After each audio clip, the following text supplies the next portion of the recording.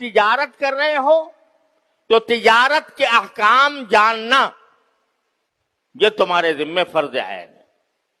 کس قسم کی بے، کس قسم کی خریداری، کس قسم کی فروختگی جائز ہوتی ہے، کون سی ناجائز ہوتی ہے.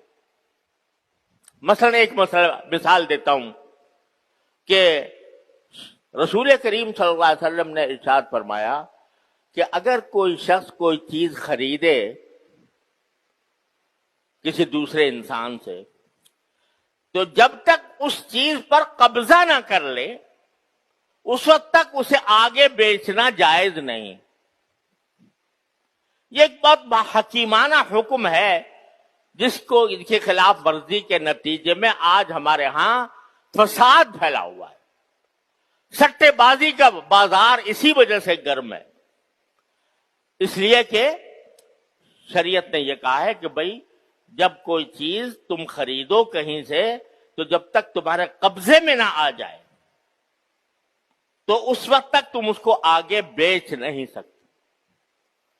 اور آج بازاروں میں اس کا کوئی اہتمام ہی نہیں. کہیں سے خریدا اور خرید کر اس کو آگے وہیں سے وہیں بیچنا شروع کر دیا، اور اسی کی بنیاد پر سٹہ بازی کا بازار کھلا ہوا ہے، اور اس کے نتیجے میں لوگوں کو اربوں خربوں کے نقصانات ہوتے ہیں. یہ جو آپ لوگ اخبارات میں پڑھتے ہوں گے اور اس میں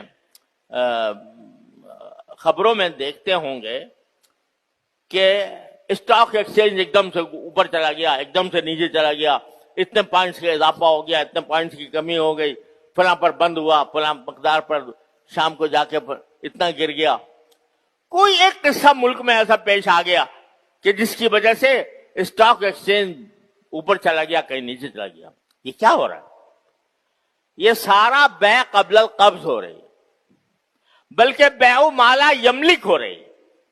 یعنی جو چیز انسان کی ملکیت ہی میں نہیں ہے اس کو فروخت کر رہا ہے. ابھی ملکیت میں آئی ہی نہیں، قبضہ تو درکنار، ابھی ملکیت ہی نہیں آئی، اور اس نے اس کو آگے بیچ دیا اس توقع پر کہ بھئی میں خرید لوں گا، پھر اگر دینے کی نوبت آئی تو میں خرید کے دے دوں گا. یہ سٹہ بازی ہو رہی ہے اسٹاک ایکسچینج میں، اور اس کی وجہ سے ایک دم سے آپ دیکھتے ہیں کہ جو قیمتیں ہیں وہ کئی آسمان تک پہنچ گئیں کسی ایک واقعے کی وجہ سے، اور ایک دم سے نیچے دھڑام سے نیچے گر گئی. یہ کیوں ہو رہا ہے؟ یہ سارا نبی کریم سرور دو عالم صلی اللہ علیہ وسلم کے ارشاد کی خلاف ورزی کی وجہ سے ہو رہا ہے کہ رسول کریم صلی اللہ علیہ وسلم فرمایا لا تبع ما لا تملک، جو چیز تمہاری ملکیت میں نہ ہو اس کو فروخت نہیں کر سکتے. تو اب جو ہے کہ تاجر ہے ایک، تو تاجر کے ذمے فرض ہے، فرض عین ہے کہ وہ خرید و فروخت کے بنیادی مسائل اس کو پتہ ہوں.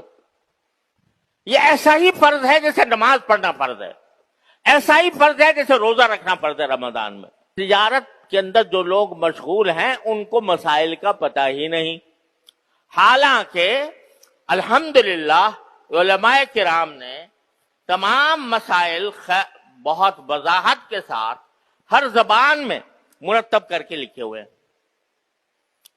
اور اگر چاہیں تو ان کو بڑے آرام سے سیکھ سکتے ہیں، سمجھ سکتے ہیں. لیکن کیونکہ توجہ نہیں، بس تجارت کرنی ہے، کاروبار کرنا ہے، پیسہ بنانا ہے، اس کے لیے کسی معلومات حاصل کرنے کی ضرورت